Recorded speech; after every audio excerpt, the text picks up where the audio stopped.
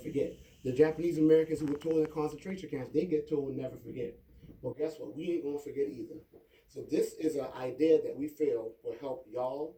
And I'm not saying y'all only gonna do it for political aspirations, but it can help y'all politically. It will help us, but most ultimately, it's gonna help South Carolina. It's gonna help America. Dawn is our special guest. This is an idea that she has pioneered. This idea is called the Office of Freedmen Affairs. It's like a state level Freedmen's Bureau that will deal specifically with the needs, the data, and other matters pertaining specifically to descendants of American slaves. Those of us who can trace our ancestry, who are Black Americans, that can trace our ancestry to a person who was enslaved in this nation and who have been classifying ourselves as Black for our entire lives. I Y'all probably have questions, but Dawn's gonna do her presentation, and then y'all may have questions. We can take them then. Dawn, are you ready? Yes, I'm ready as well. I'm going to try to share my screen and just start with just an overview Okay. of a flyer that we use as a leave behind information piece. And so the Office of Freedmen Affairs is actually a piece of legislation passed in 1866, House Resolution 51. And so we named this national campaign hashtag OFA 51, which refers to that. And essentially, as Greg said, this would be an office where we would go and basically address many of the disparities that currently exist in our system. I'm pretty sure that there have been disparity studies done for South Carolina that mirror the disparity studies in most states. And what they will show is that within government contracting or minority women in business programs, Black Americans continue to be bottom casted. When we look at the allocation of resources for safety net services, aid, etc., again, when we peel back the layers, we'll find that though on surface, society or corporations or the cities look like they're meeting their obligations to deal with or do business with minorities. When we look closer, we'll always find an enormous disparity between the qualified participants in these programs and the amount of resources that are allocated to those same recipients relative to white women and immigrants in those programs. So what the Office of Freedmen Affairs, it serves multiple purposes, but one of the main things that it would address is to become an agency of enforcement. And I want to show you this overview.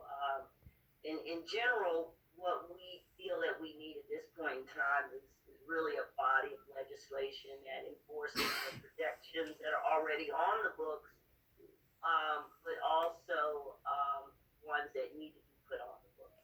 We're seeking, in general, delineation, education, protection, and enforcement, and any and all policies that would make those a reality. And so when we think about the Office of Freedmen Affairs, we look at it at the state level, and this is more of a county administration type of example. But just to give you an idea of the purpose and the function of an Office of Freedmen Affairs, which would be a state office but would have county offices and wherever we're concentrated. But purposes of disaggregation, we want more targeted or an expansion of the current educational curriculum, and we want a tailored curriculum. We want education about who we are as a people and contributions.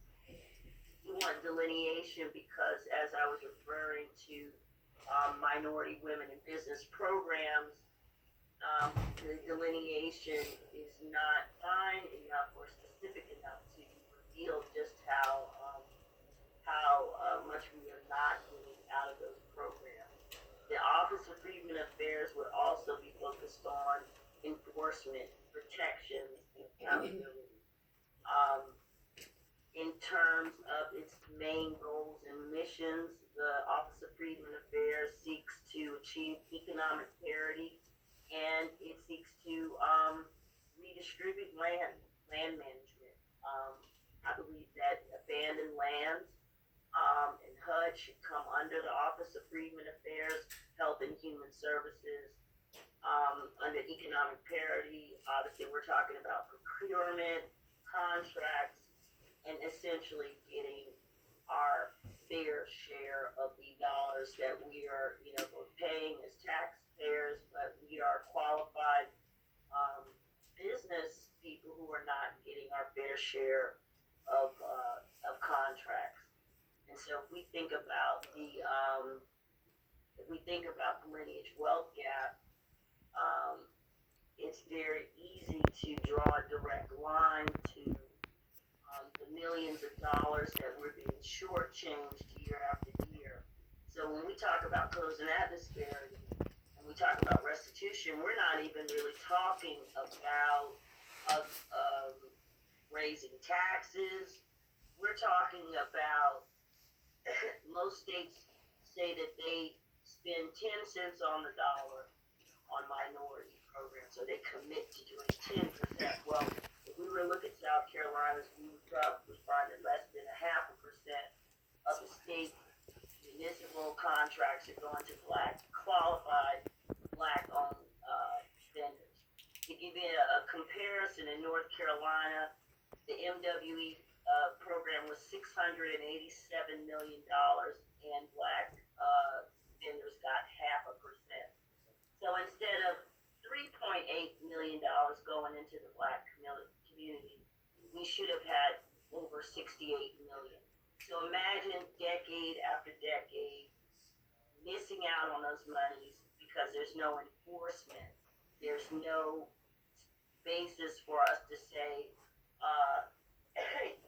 we deserve our fair share.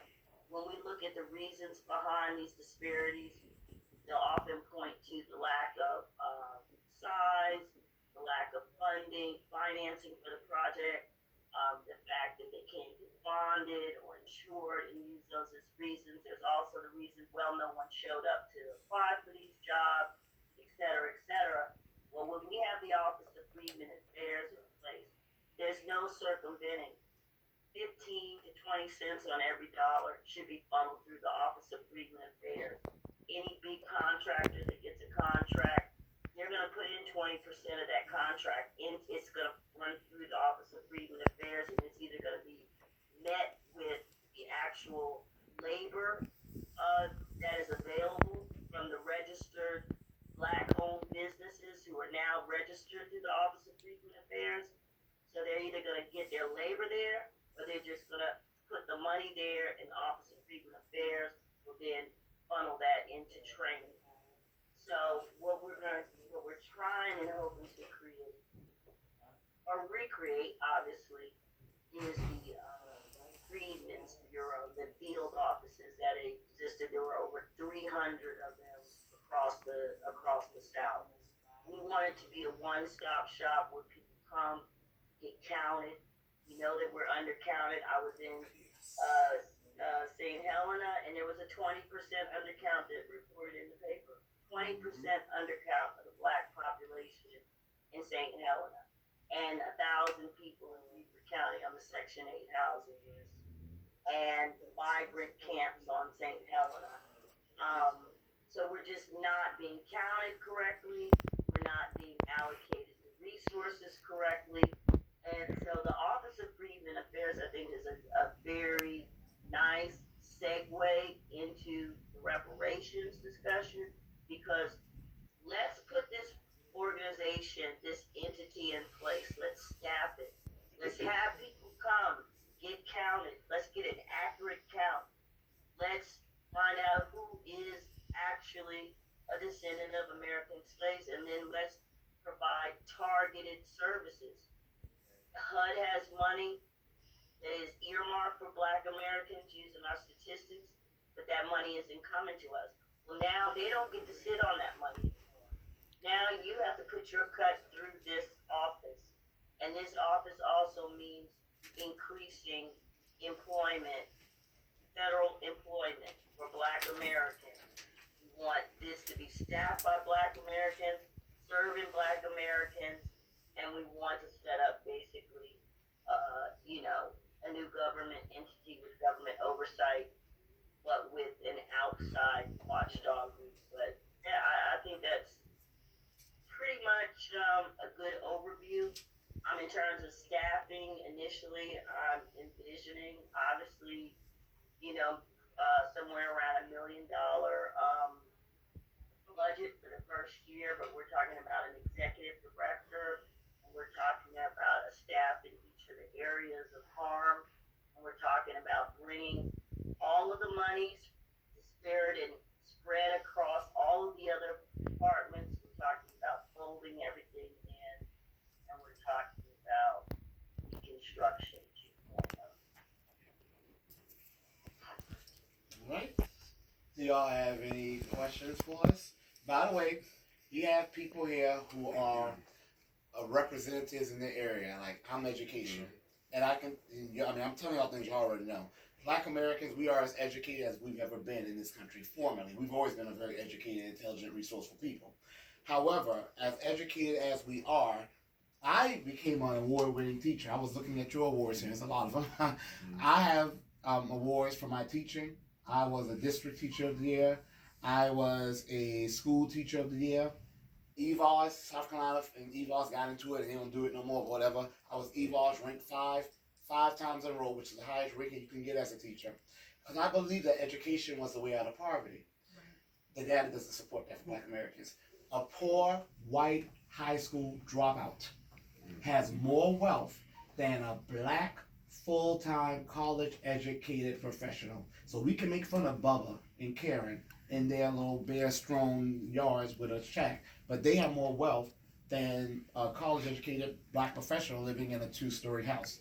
Our wealth is heading towards zero. That came out in 2017. That was before COVID. So we got all this education, and yet our wealth is heading backwards. Ms. Bennett here has health care. Mr. Bennett Alan Bennett has health care. Mr. Bennett has business. Mario has criminal justice. Sharice has farming and land ownership. And we have some others from North Charleston, probably from your district actually, who have other areas too, but they couldn't make it. So we represent the different areas that this Office of Freedmen Affairs will handle. And so we imagine y'all may have questions for us. Well, no, I'll let Mom Grace representative and I'll start off. Okay. First off, welcome. Thank you. Welcome and thank you, Marcel, for reaching out. I'm glad that we could get this scheduled. I didn't introduce myself because I walked in a little late, but my name is Marvin Pendarvis. This is my 6th year in the House of Representatives. Born and raised in North Charleston and have represented House District 113 since 2017. So it's an honor and a privilege to be here. And when anyone reaches out to me about concerns that they have in our community, I feel like I'm willing to listen and to hear the groups out, which is why I was readily able to schedule this with you when you reached out and said, let's get something on the books, particularly here in Columbia, where things are happening. Yes. Thank you for the presentation. I think it was a really fantastic presentation, and it sounds like you all have done your homework.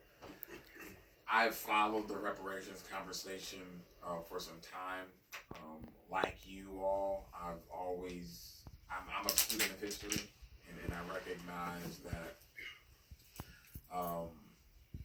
this country has not always done right by descendants of slaves.